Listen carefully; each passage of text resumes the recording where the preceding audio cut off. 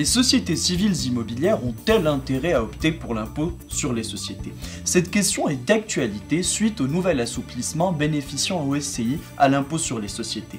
En effet, les sociétés civiles immobilières peuvent être assujetties à l'impôt sur les sociétés sur option. Cette option était jusqu'à présent irrévocable.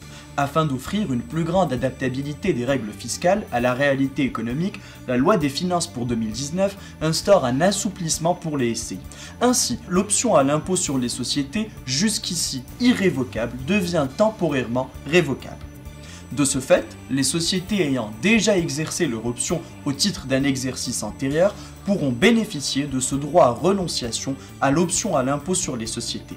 Si votre société civile clôture au 31 décembre, cette renonciation doit être notifiée à l'administration fiscale avant le 28 février du 5e exercice suivant celui au titre duquel l'option a été exercée.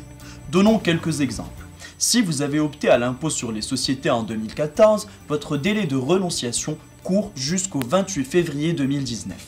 De même, si vous avez opté à l'impôt sur les sociétés en 2017, vous aurez jusqu'au 28 février 2022 pour renoncer à cette option. Une société ayant renoncé à son option pour l'impôt sur les sociétés ne pourra plus opter par la suite pour cet impôt. Cette mesure s'applique aux exercices clos à compter du 31 décembre 2018.